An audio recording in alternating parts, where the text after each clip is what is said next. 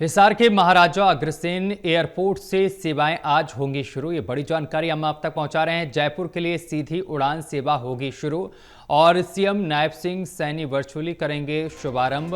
Hisar Jaipur flight का करेंगे शुभारंभ। पहली उड़ान शाम 5:30 बजे जयपुर के लिए शुरू की जाएगी। जम्मू और कोलकाता के लिए भी उड़ान यहीं से शुरू होगी। तो बड़ी जानकारी लगातार हम आप तक पहुंचा रहे हैं, जहां आपको बताते चले कि मुख्यमंत्री नायब सिंह सैनी वर्चुअली शुभारंभ करेंगे। तो हिसार के महाराजा अग्रसेन एयरपोर्ट से सेवाएं आज होंगी शुरू। जयपुर के लिए सीधी उड़ान सेवा होगी शुरू, जिससे कि यात्रियों को काफ़ी सुविधा होगी यात्रा करने में। सीएम नायब सिंह सैनी वर्चुअली करेंगे शुभारंभ।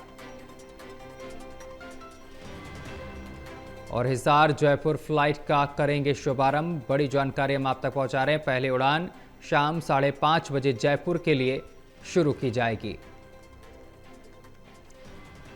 और इस खबर पर अधिक जानकारी के साथ associate editor doctor Mahesh Kumar हमारे साथ जुड़ गए हैं।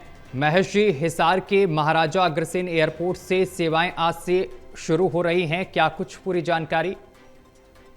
देखिए, महाराजा अग्रसेन एयरपोर्ट हिसार से पहले से जो फ्लाइट सेवाएं हमें शुरू की जा चुकी हैं और हिसार से अयोध्या के लिए सीधी फ्लाइट शुरू की गई थी। इसके अलावा हिसार से दिल्ली को भी एयर कनेक्टिविटी दी गई थी। अब इसका विस्तार किया जा रहा है। अब हिसार से जयपुर को भी एयर कनेक्टिविटी के जरिए जोड़ा जा रहा है। आज शाम 5:30 बजे का वक्त जब हिसार महाराजा अग्रसेन एयरपोर्ट से फ्लाइट जयपुर तक जाएगी। हफ्ते में एक दिन ये फ्लाइट फिलहाल शुरुआत में रखी गई है। और हरियाणा के मुख्यमंत्री नायब सिंह सैनी वर्चुअली इस फ्लाइट का उद्घाटन करेंगे। हिसार एयरपोर्ट पर भी तमाम अधिकारी मौजूद रहेंगे, भारतीय जनता पार्टी के कार्यकर्ता मौजूद रहेंगे, कुछ स्थानीय लोग भी मौके पर कार्यक्रम में मौजूद रहेंगे और 5:30 बजे वर्चुअली कनेक्ट करेंगे हरियाणा के मुख्यमंत्री नायब सिंह सैनी। और इस फ्लाइट का आगाज किया जाएगा। महज 1 घंटे का ये सफर रहेगा हिसार से जयपुर। और कहा जा सकता है कि आने वाले दिनों में जम्मू और कोलकाता को भी एयर कनेक्टिविटी हिसार से जोड़ने की तैयारी की जा रही है।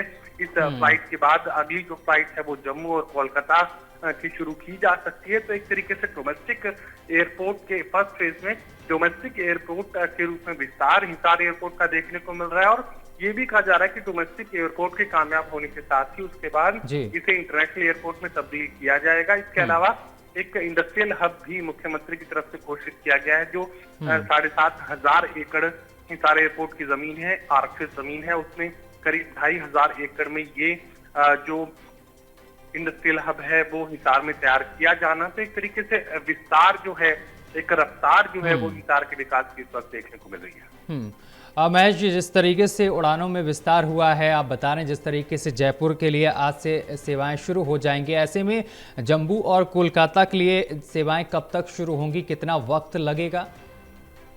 देखिए, बहुत जल्द ही इसकी शुरुआत होने की उम्मीद की जा रही है। किसी तरह की तय समय सीमा नहीं दी जा सकती, लेकिन माना जा रहा है कि अगले 2 महीनों के अंदर हिसार से जम्मू और हिसार से कोलकाता की जो कनेक्टिविटी है वो देखने को मिलेगी।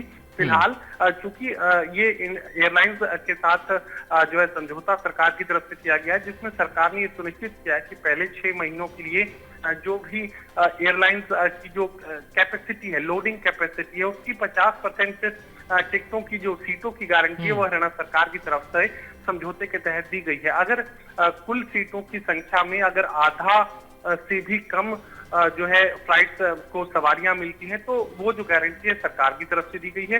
हर एक फ्लाइट की आधी टिकटें जो है वो सरकार की तरफ से गारंटीड हैं। अगर उससे कम सवारियां होती हैं तो फिर हरियाणा सरकार उसकी भरपाई करेगी।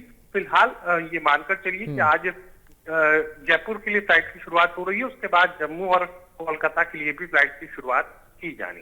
महेश जी, जिस तरीके से आप बता रहे हैं कि सप्ताह में एक दिन उड़ान भरेगी जयपुर के लिए फ्लाइट, तो ऐसे में कौन सा दिन निर्धारित किया गया है?